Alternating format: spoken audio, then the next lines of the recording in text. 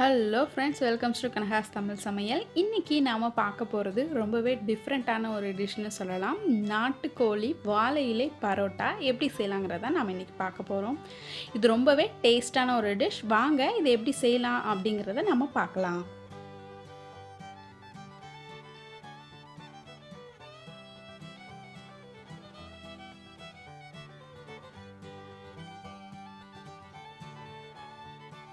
First அடுப்பை on பண்ணிக்கோங்க. அதில் இந்த மாதிரி ஒரு பேன் வச்சுக்கோங்க. அடுப்பை பார்த்திங்க அப்படின்னா ஒன்று லோ ஃப்ளேமில் வச்சுக்கோங்க, இல்லைன்னா மீடியமாக வச்சுக்கோங்க. ரொம்ப ஹையில் வைக்க வேணாம். லைட்டாக அந்த பேனில் இந்த மாதிரி தண்ணி தெளித்து விட்டுக்கோங்க. தண்ணி தெளிச்சுட்டு நல்லா வாழை இலையை வாஷ் பண்ணி அந்த பேன் சைஸுக்கு ஒரு வாழை இலை எடுத்து இது மாதிரி வச்சுக்கோங்க.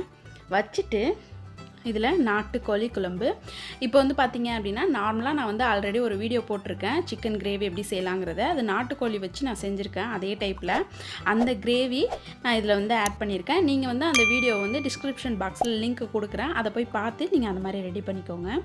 அடுத்து பரோட்டா நல்லா கையால் பிச்சு போட்டு பரோட்டாவை எடுத்து வச்சுக்கோங்க. அதையும் அது மேலே போட்டுக்கலாம். நான் பார்த்திங்க அப்படின்னா ஒரு பரோட்டா எடுத்திருக்கேன். ஒரு பரோட்டாவை நல்லா இந்த மாதிரி பிச்சு நூடுல்ஸ் மாதிரி இருக்குது, அதை அந்த கிரேவி மேலே போட்டுட்டேன். இந்த பரோட்டாவும் எப்படி செய்யலாங்கிற வீடியோ நான் ஆல்ரெடி போட்டிருக்கேன். அதோட லிங்க்கையும் நான் உங்களுக்கு டிஸ்கிரிப்ஷன் பாக்ஸில் கொடுக்குறேன், அதையும் போய் பாருங்கள். அதை மாதிரியே நீங்கள் ரெடி பண்ணி இந்த இதை நீங்கள் செய்யலாம். இப்போ பார்த்திங்க அப்படின்னா சிக்கனோடு சேர்த்து நான் கிரேவியை திரும்பவும் இந்த பரோட்டா மேலே சேர்க்குறேன். நல்லா ஃபுல்லாக எல்லாத்துலேயும் படுற மாதிரி இந்த மாதிரி ஃபுல்லாக எங்கே பார்த்தாலும் படுற மாதிரி ஊற்றிக்கோங்க. திரும்பவும் கொஞ்சம் பரோட்டா போட்டுக்கலாம். இது பார்த்திங்க அப்படின்னா அந்த கிரேவியோடு சேர்ந்து நல்லா ஊற அது ஒரு மாதிரி நல்ல டேஸ்ட்டாக இருக்கும். அதுலேயும் இந்த வாழை இலையோட ஃப்ளேவர் பார்த்திங்க அப்படின்னா ஃபுல்லாக இதில் இறங்கிடும். ரொம்ப அருமையாக இருக்கும் உங்களுக்கு.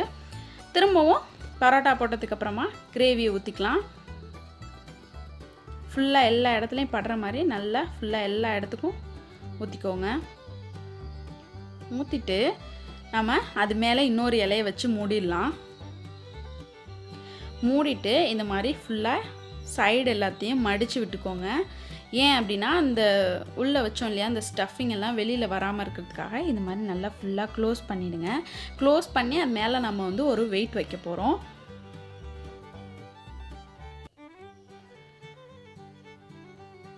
இது மாதிரி நல்லா க்ளோஸ் பண்ணிவிடுங்க. அதில் நம்ம ஆல்ரெடி வச்சோம் இல்லையா தண்ணியை, அது வேறு சைடில் நிற்கும். இது மாதிரி க்ளோஸ் பண்ணிவிட்டு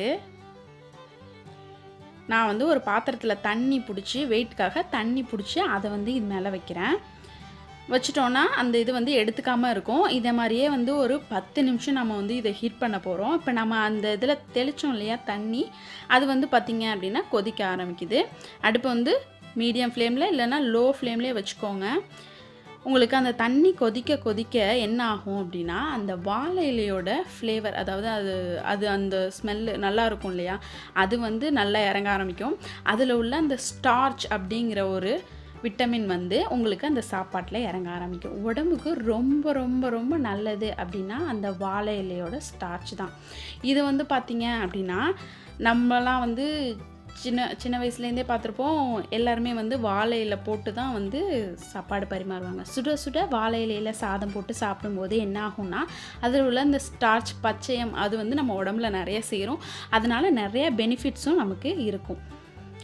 இப்போ பார்த்திங்க அப்படின்னா இது ஓரளவுக்கு நல்லாவே குக்காக ஆரம்பிச்சிடுச்சு. தண்ணி திரும்பவும் இடையில தண்ணி இல்லாமல் போணுச்சுன்னா இடையில கொஞ்சம் கொஞ்சம் ஊற்றி நம்ம இதை க்ளோஸ் பண்ணி குக் பண்ணலாம். இப்போ நான் கொஞ்சம் தண்ணி நிறையாவே ஊற்றி இந்த மூடி போட்டு மூடி வச்சுட்டேன். இது ஒரு 5 நிமிஷம் நல்லாவே ஹீட் ஆகட்டும். அடுத்து நம்ம பார்த்தோம் அப்படின்னா இந்த வாழை இலையில் நம்ம செஞ்சு சாப்பிட்றதுனால என்னென்ன யூஸஸ் இருக்குன்னா ஆன்டிபயோட்டிக், அதாவது நோய் எதிர்ப்பு சக்தி கிடைக்கும், கண்ணுக்கு ரொம்ப நல்லது. அடுத்தது பார்த்திங்கன்னா ஸ்கின் சம்மந்தப்பட்ட ப்ராப்ளம் எதுவுமே வராமல் பார்த்துக்கிறதுக்கு இந்த வாழை இலை ரொம்ப ரொம்ப ஹெல்ப் பண்ணும். நம்ம மேக்ஸிமம், அதாவது இப்போ யாருக்கும் அதிகமாக வாழை இலை கிடைக்க மாட்டேங்குது, கிடைக்கும் போதெல்லாம் நல்ல சூடான சாப்பாடு வாழை இலையில் வச்சு சாப்பிட்டோம் அப்படின்னா உடம்புக்கு அது ரொம்பவே நன்மையை பயக்கக்கூடியதாக இருக்கும். நம்ம இது மாதிரி கூட ட்ரை பண்ணி நம்ம சாப்பிட்லாம். ஏன்னா இதில் பார்த்திங்கன்னா அந்த இதை நான் ஏர் போகாமல் நல்லா க்ளோஸ் பண்ணி குக் பண்ணும்போது அதோட ஃபுல் ஸ்டார்ச்சும் அந்த சாப்பாட்டில் இறங்கிடும். அந்த இதை சாப்பிடும்போதே பார்த்திங்க அப்படின்னா அந்த சத்துக்கள் எல்லாமே நம்ம உடம்புக்கு போயிடும். இப்போ பார்த்தீங்க அப்படின்னா நல்லா தண்ணியெல்லாம் சுண்டிடுச்சு, நல்லாவும் குக் ஆகிடுச்சு. இப்போ இதை நம்ம ஒரு பிளேட்டுக்கு மாற்றிக்கலாம். நம்ம இலை வைக்கும்போது எப்படி இருந்துச்சு, இப்போ ஹீட் ஆகி எப்படி இருக்குது பாருங்கள். இப்போ இதோட சத்து எல்லாமே பார்த்திங்க அப்படின்னா நம்ம அதில் போட்டிருக்க அந்த பரோட்டா கிரேவி எல்லாத்துலேயுமே மிக்ஸ் ஆகிருக்கும். கண்டிப்பாக மாதத்தில் ஒரு தடவையாவது இந்த மாதிரி ட்ரை பண்ணி பாருங்கள். பரோட்டாவை விட சப்பாத்தியில் செஞ்சிங்கனாலும் இன்னும் டேஸ்ட்டாக இருக்கும். நான் உங்களுக்கு பரோட்டாவில் செஞ்சு காமிச்சிருக்கேன். நீங்கள் சப்பாத்தி யூஸ் பண்ணி கூட நீங்கள் இதை செய்யலாம். உடம்புக்கு ரொம்பவே நல்லது தான் அதுவும். இப்போ நம்மளோட ரொம்பவே சுவையான நாட்டுக்கோழி வாழை இலை பரோட்டா ரெடி ஆகிடுச்சு. இது பார்க்குறதுக்கு ரொம்ப சூப்பராக இருக்குது. டேஸ்ட்டும் ரொம்ப ரொம்ப பயங்கர டேஸ்ட்டாக இருக்கும். கண்டிப்பாக எல்லோரும் ட்ரை பண்ணி பாருங்கள். இந்த வீடியோ உங்களுக்கு பிடிச்சிருந்துச்சுன்னா எல்லாருக்கும் ஷேர் பண்ணுங்கள். எங்கள் சேனலை சப்ஸ்கிரைப் பண்ணுங்கள். கூடவே பக்கத்தில் இருக்க பெல் பட்டனை ப்ரெஸ் பண்ண மறந்துடாதீங்க. எங்கள் சேனலுக்கு எப்போவுமே சப்போர்ட் பண்ணுங்கள். நெக்ஸ்ட்டு ஒரு நியூ டிஷ்ஷோடு நான் உங்களை மீட் பண்ணுறேன். Thank you friends.